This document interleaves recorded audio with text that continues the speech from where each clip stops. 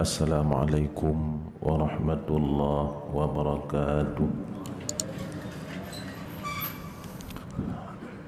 Alhamdulillahilladzi hadana lihadza wa ma kunna linahtadiya laula an hadanallah. Ashhadu an la ilaha illallah wahdahu la syarika lah wa asyhadu anna sayyidana Muhammadan abduhu wa rasuluhu la nabiyya ba'dah. Allahumma salli wa sallim wa barik ala sayyidina Muhammad wa ala alihi wa ashabihi wa man tabi'ah wa ba'du. Wa qala Allah subhanahu wa ta'ala wa biqawlihi yahtadil muhtadun. A'udzu billahi minasy syaithanir rajim. Bismillahirrahmanirrahim. Ya ayyuhan nabiyyu inna arsalnaka syahida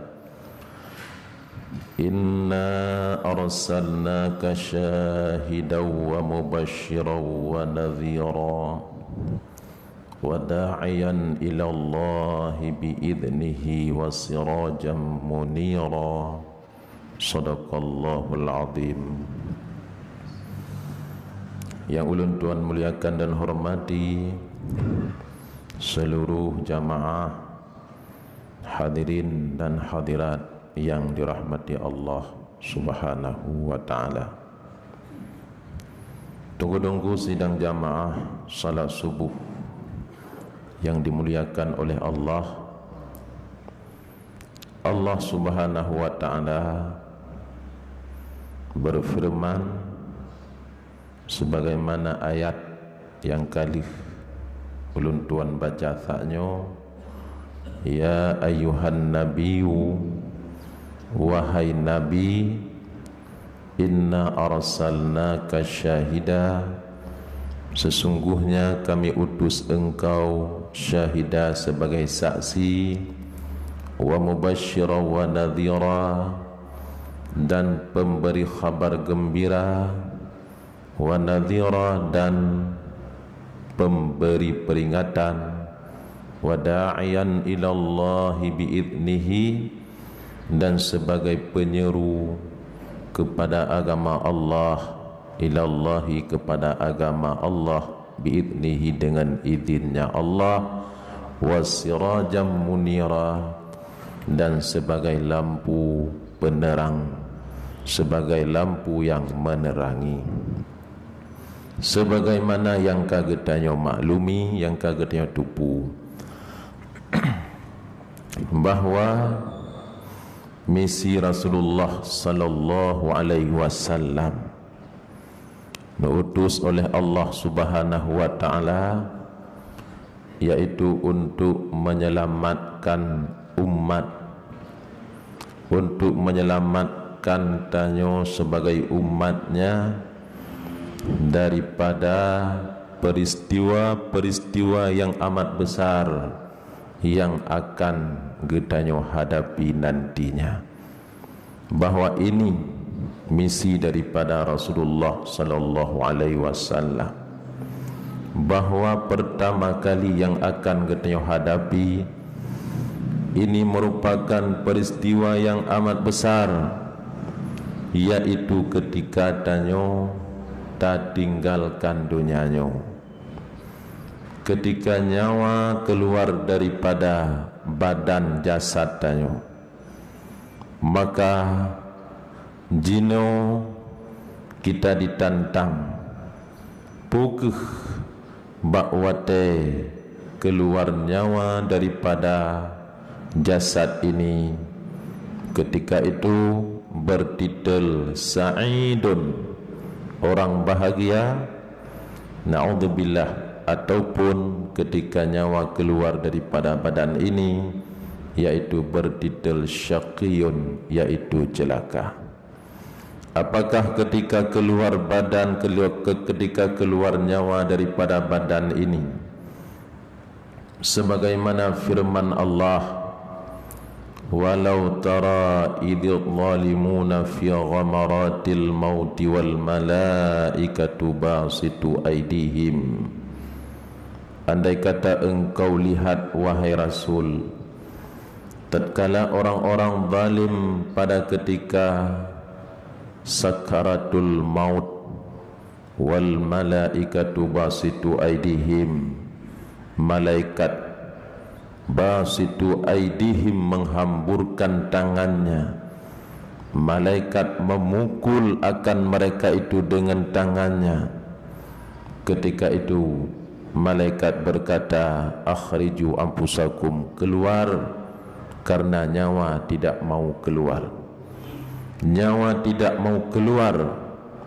Nyawa nepegah le ulama bagaikan keluar nyawa, bagaikan tatarik beneng di dalam halwa, tatarik beneng di dalam pudakeun doi menyoba saja, menjeut-jeut pukeuh lagenyan yang akan kita hadapi, na'udzubillah, yaitu ini peristiwa yang besar. Karena ketika udip di dalam dunianya kita lalai daripada anjuran perintah Allah dan perintah anjuran Rasulullah sallallahu alaihi wasallam, pun kita ditantang ketika kita hadapi peristiwa besar yaitu keluar nyawa, pukeuh bisakah getanya sebagaimana yang dipegah oleh Allah, alladzina tatawaffahumul malaikatu thayyibin, mereka-mereka yang dicabut nyawa oleh malaikat thayyibin dalam keadaan baik. Yaquluna, malaikat berkata, salamun alaikum, wahai hamba Allah, engkau dulunya beriman, engkau mengerjakan amal yang saleh, maka Allah sangat rida kepadamu. Hari ini engkau meninggalkan dunia, sementara ini engkau kembali kepada Allah yang amat sayang, yang amat pemurah, Allah yang amat lemah lembut kepadamu. Allah mengirimkan salam kepadamu, selamat, salamun alaikum, sejahtera atasmu, udkhulul jannata bima kuntum ta'malun, masuklah syurga dengan sebab amal yang engkau kerjakan. Ini tantangan kepada tanyo umat Nabi Muhammad sallallahu alaihi wasallam. Pukeuhna dari kalangan tanyo salah siro tanyo yang ada jaminan bahawa nanti ketika mati kita akan mendapatkan salam daripada Allah Subhanahu wa taala. Maka Rasul diutus oleh Allah untuk menyelamatkan tanyo daripada mati tanyo, sakratul maut tanyo, di dalam keadaan yang amat berat, nyawa keluar amat berat. Tapi untuk menyelamatkan tanyo, bisa keluar nyawa bagaikan benang rambut dicabut daripada tepung, amat lembut keluarnya. Kemudian peristiwa yang amat besar yang belum pernah kita alami, yang kedua, yaitu tantangan yang amat berat. Langsung getanyo hadapi Allah berfirman, amatahu fa'akbarahu, sesudah Allah matikan dia, maka langsung dia menghadapi kubur, langsung dia dikuburkan. Tahukah tanyo bahawa tantangan yang amat berat dijadikan untuk tanyo kubur ini sebagai kebun daripada kebun syurga. Rasul datang untuk menyelamatkan tanyo daripada kubur tanyo, hufratun min huffarin niran, satu lubang daripada lubang neraka, yang mana tembus lubang itu ke dalam neraka. Panasnya, adabnya neraka dirasai di dalam kubur. tetapi kubur untuk jadi kubur itu satu kebun daripada kebun syurga. Ini misi yang dibawa oleh Rasulullah sallallahu alaihi wasallam. Dino tanyo mangat senang mungkin dari tawahino tatamang lam rumah tetebit daripada rumah. Kemudian lam rumah na lampu, la rumah na kipas angin, alian tempat tidur nikmat enak berbagai macam mungkin senang. Tapi pernahkah kita mengatakan pada rumah, wahai rumah long, uronyo long tebit tamang bak kata, uronyo long tebit long tamang bak kata.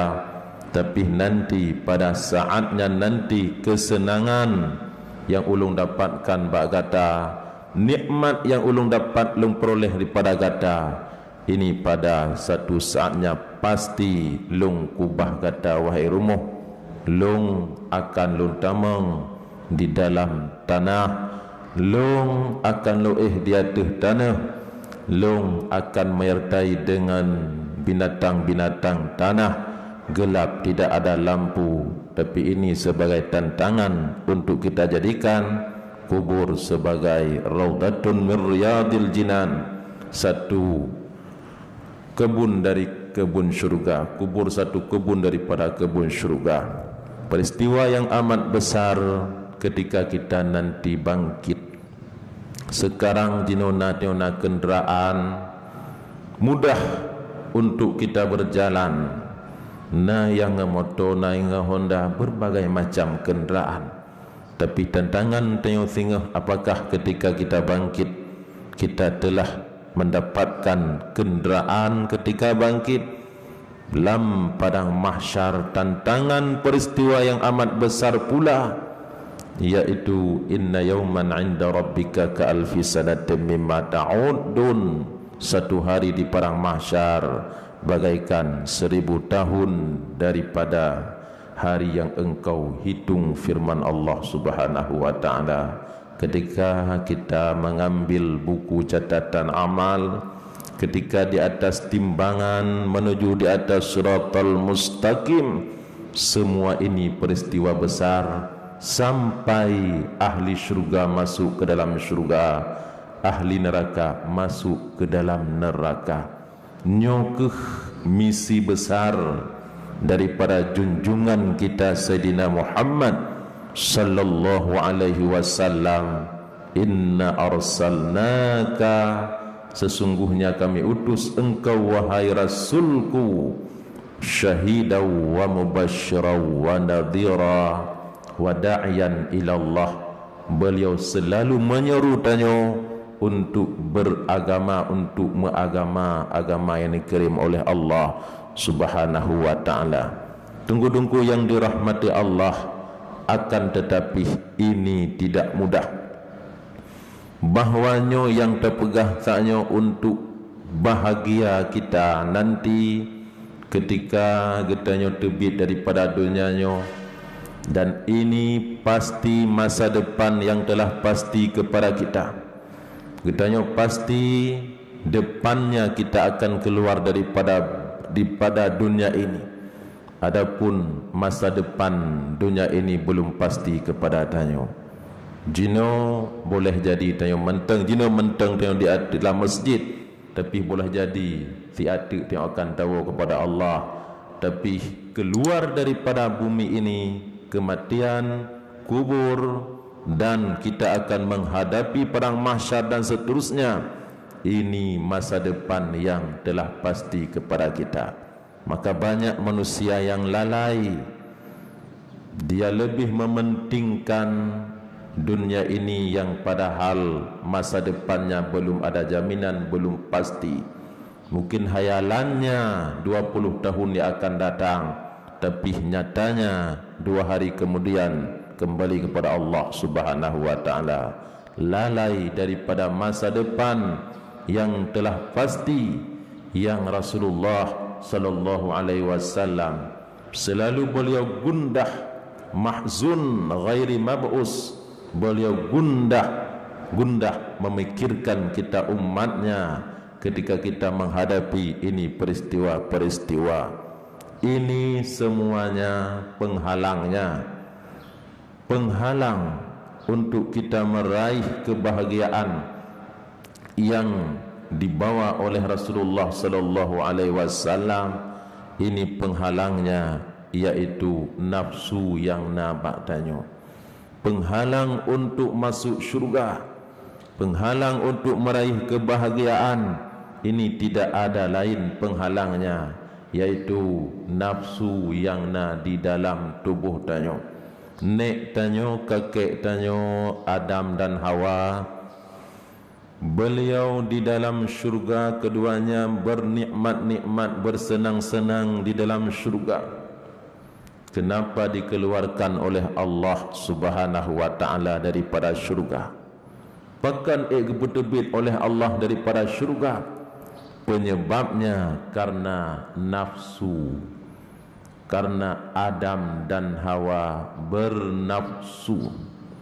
Maka nafsunya sebagai mesin penggerak bagi tanyo, mesin penggerak yang di dalam tubuh tanyo untuk lawan Allah Subhanahu wa taala, untuk kita tinggalkan perintah Allah Subhanahu wa taala, untuk kita bermaksiat kepada Allah Subhanahu wa taala.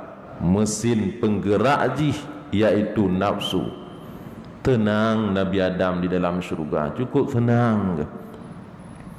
Karena beliau senang di dalam syurga. Dengan bisikan daripada iblis, wahai Adam, tahukah engkau Allah melarang kepadamu untuk memakan buah kayu ini? Nana tepu Allah gedam droneh pajuh daripada buah kayanya. Putra gedanya menyodroneh ne pajuh buah kayanya, maka menyodroneh ne pajuh buah kayanya, droneh akan kekal di dalam syurga.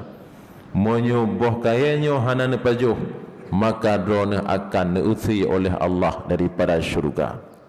Nyokeh gedam ni Allah boh kayanya baik ne pajuh, karena monyo ne pajuh maka droneh kekal dalam syurga. Maka agar droneh baik kekal dalam syurga, maka gedam ni Allah baik pajuh. Putra teman ne pajuh aja.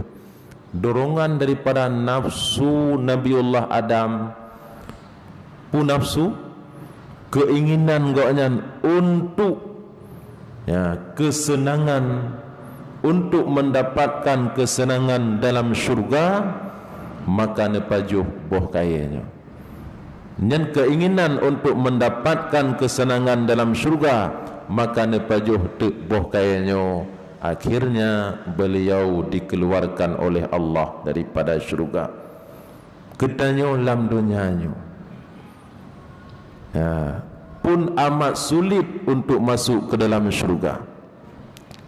Pekan nafsu pula, karena nafsu ingin tanyo bersenang-senang di dalam dunianya, karena nafsu tanyo ingin meraih kesenangan di dalam dunianya, maka amat sulit kita masuk ke dalam syurga. Nek tanyo nafsu ingin senang di dalam syurga, maka beliau memakan buah kayu itu, padahal gelarang oleh Allah Subhanahu wa taala, dikeluarkan oleh Allah. Kita amat sulit untuk masuk ke dalam syurga, pun penghabatnya karena nafsu selera jih, keinginan nafsu gebuhnan dengan hawa nafsu, selera nafsu, getanya udip bersenang di dalam dunianya. Kadang-kadang nyum rasa jih, rasa mangat pada hai. Contoh maah cakap tanya urang mekat. Contoh kan hanjit mekat mitar seki ke bahanjit. Modal 30 juta taharap laba.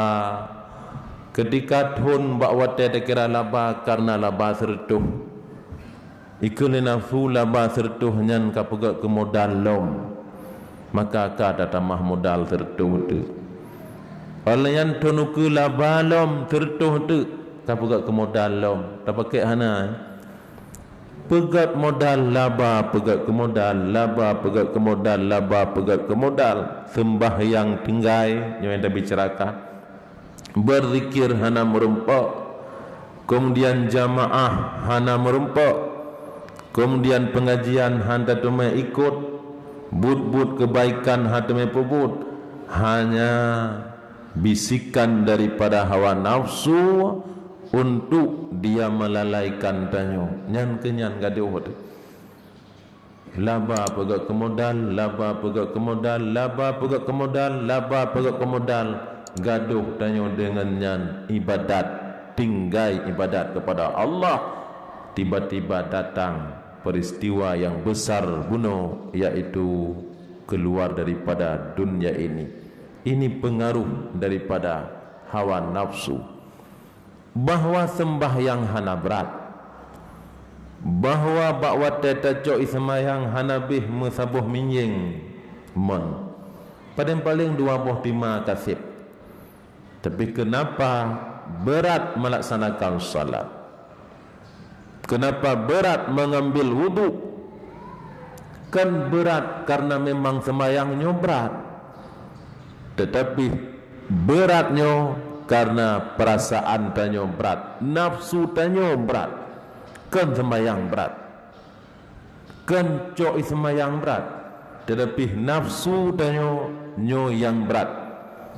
Makanya ke nafsunya di antara penghalang untuk kembali kita kepada tempat yang telah ditempati oleh nenek moyang kita, yaitu Adam dan Hawa. Ini jangan dianggap enteng, tunggu-tunggu yang dirahmati Allah, karena Allah nepegah fa amman wa amman khafa maqama rabbih wa nahan nafsa anil hawa.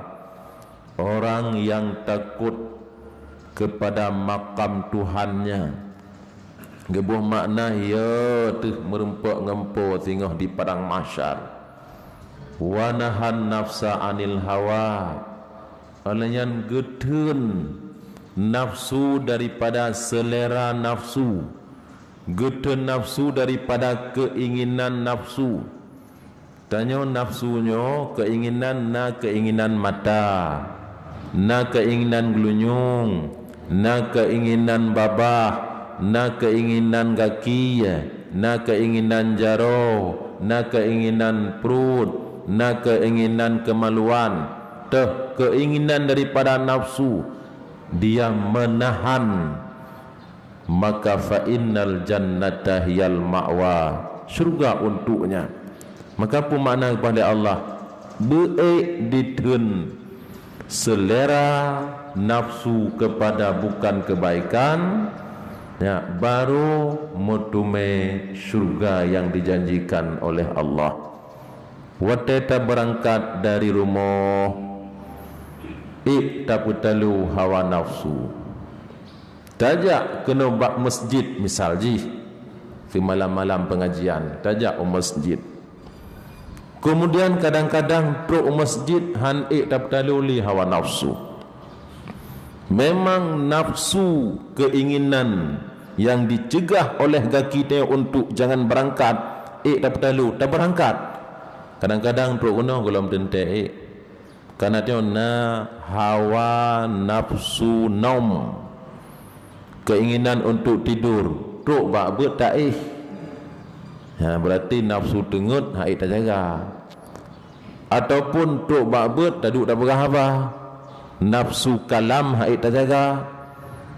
Ya, nafsu kalam hai tak jaga. Tanya yang galak tak mupat, nyan kata luapkan hawa nafsul kalam. Jadi keinginan selera daripada lidah untuk berkata, kadang-kadang lebih daripada anak mit hana tabi susu tuk leuro. Ketika gebimom, maka cukup selera anak mitnya. Menan kadang-kadang ketika memfitnah, ketika mupat, karena ini sangat besar dorongan daripada hawa nafsu. Ya, untuk mendapatkan surga daripada Allah Subhanahu wa taala. Kemudian Imam Ghazali mengatakan, untuk takalahkan atau untuk tapubat, karena ketika Nabi Nuh daripada perang Badar, yang mana bakwatanya pasukan orang Muslim amat sedikit, kafir amat banyak, tetapi menang. Nabi berpidato, Nabi Nuh pegah, wahai sahabat, uronyo tanyo menang dengan izin Allah, tapi ketahuilah ada peperangan yang amat besar di depan kita. Ini peperangan dengan tidak memakai senjata, peperangan yang hanapat bantu bak orang lain.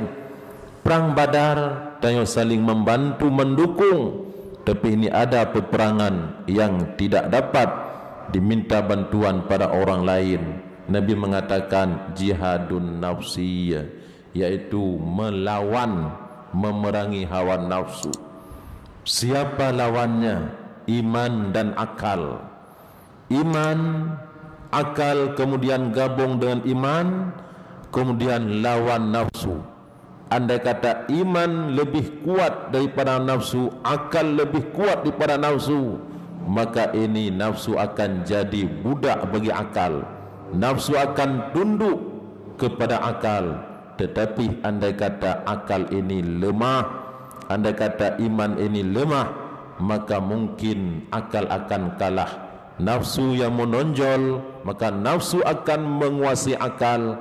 Nyokeh wattaba'a hawahu wa kana amruhu furta. Nekali Allah, dia memperturutkan hawa nafsunya, diikut keinginan selera nafsunya. Nafsu selera untuk berbuat jahat, maka lahir wa kana amruhu furta. Segala pekerjaannya yaitu tidak lurus, tidak segaris dengan garis yang telah ditetapkan oleh Allah Subhanahu wa taala. Monyo dipeturut hawa nafsu. Ka Imam Ghazali nal macam cara gepegah. Yang pertama untuk bertunduk jih, dan nyo nafsu han tunduk miokan da tunduk. Kun ulama hana puta preh. Ilung pajalon semayang lom preh nafsu bui patih long hana puta preh. Pajal lom pebut kebaikan long preh nafsu bui patih long. Nafsu bertunduk kepada long hana puta preh. Maka Imam Ghazali ne pegah yang pertama untuk bertunduk, untuk perang jih, untuk lawan jih, yaitu man'uha bisyahwatiha. Halangi nafsu itu dengan keinginannya nafsu. Halangi nafsu itu dengan seleranya nafsu. Pu yang dihawa oleh nafsu bunuh, yang dihawa tetap tahan agat, yang dihawa lagi, yang dihawanya, yang selera ji, yaitu ini kata Imam Ghazali hendaknya dihambat, beta biarkan. Dan latihan ji, tak usahakan beiktatun tubuh hawa nafsu tubuh dengan baik bedah. Tak kunci jem kadang kan tak bedah alarm jem kan tak bedah tak pelun jem nyan lo, maka jem baik peduk samping. Ya, HP tubuh baik samping dah pedu posit berjiuh tak perayuk balik berjiuh. Jadi ente hai dah dengar li pulau nak ambil rumah han tak bedah jaga anak min dah peduk di samping dah benih gulunyung watai musuh roh tak tegar nanti je. Ya, karena dorongan keinginan nom hawa nafsu tidur nyo amat kuat kepada danyo. Selera daripada tidur itu diutanya untuk tidur baik bedah. Maka kun Imam Ghazali yaitu lawan dengan cegah keinginan selera daripada nafsu. Yang kedua yaitu dibebankan, dipubrat but-but yang beojih talawan, tapi beban but-but yang beojih. Bahkan but yang beojih tapi but nyo lebih le fahala. Nah, itanya tak semayang cukup berat tak semayang sunat. Mereka duduk berzikir tijum mudah biasa mentah. Ya, nyan bedah sembahyang sunat. Untuk lawan ji. Punya untuk dan berzikir sejumnya biasa, cukup mudah. Tenang dia gede. Tapi punya untuk sembahyang sunat berat dekat. Pakai punya nafsu beroji, selera ji baik sembahyang sunat. Kun Imam Ghazali lawan atanya dengan pupuk sunat, bahkannya lebih berat. Ketika imam membaca ayat panjang, imam membaca ayat nyan nafsu dia ikun galak tu imam membaca ayat nyan nafsu kan. Ya, wata imam membaca ayat panjang mungkin tu. Ya, nyan lawan petun. Ya, petun bebani dia dengan pekerjaan yang memberatkannya, kata Imam Ghazali. Hanya untuk lawan jih.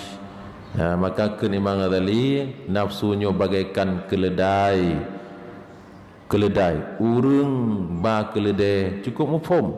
Ketika gepuduk barang 10 kilo, keledainya beroijak getamah 15 kilo. Mentang beroijak getamah 20 kilo. Rupanya sadar keledainya nyomuyo tu makin getamah juju. Nafsu lagi nyan pula kun ulama. Ketika ji tapi berat, nanti dia akan tunduk.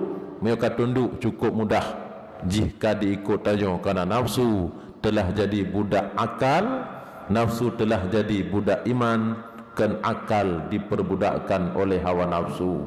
Yang terakhir yaitu cara jih berlindung pada Allah Subhanahu wa taala. Karena nafsunya ata Allah buh lam badan dayo.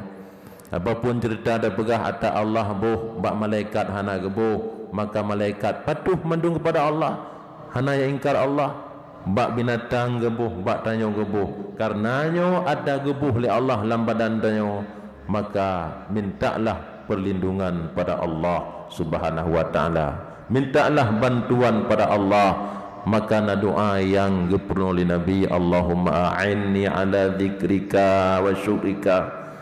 Ya Allah, netulung ya Allah di atas menzikir kepada drone ya Allah. Nafulung haibi katanya. Ko beoi menzikir kepada drone ya Allah, ne bantulung ya Allah baik. Wa ala syukrika, untuk bersyukur kepadamu. Nafsulung sagai-sagai baik. Long boleh ingkar drone ya Allah, maka ne bantulung ya Allah untuk bisa bersyukur kepadamu. Wa husni ibadatik, ne bantulung ya Allah agar long bisa long pujroh, bisa long perbaiki metamah gad dari uro-kuro ibadat kepada drone ya Allah. Nafsu baik ibadat, nafsu peturut belum peturut keinginan jih, maka laki bantuan pada Allah Subhanahu wa taala. Nyokeh tantangan-tantangan yang amat dahsyat, peristiwa-peristiwa yang amat dahsyat yang bandum danyo akan getyo hadapi dengan pasti ya, masa-masanya nyokeh ya Rasulullah sallallahu alaihi wasallam. Misi beliau untuk menyelamatkan danyo agar danyo tuk kepada tempat kebahagiaan, dunia bahagia, akhirat bahagia. Rabbana atina fid dunya hasanah wa fil akhirati hasanah wa qina adzabannar. Wabillahi taufiq wal hidayah. Assalamualaikum warahmatullahi wabarakatuh.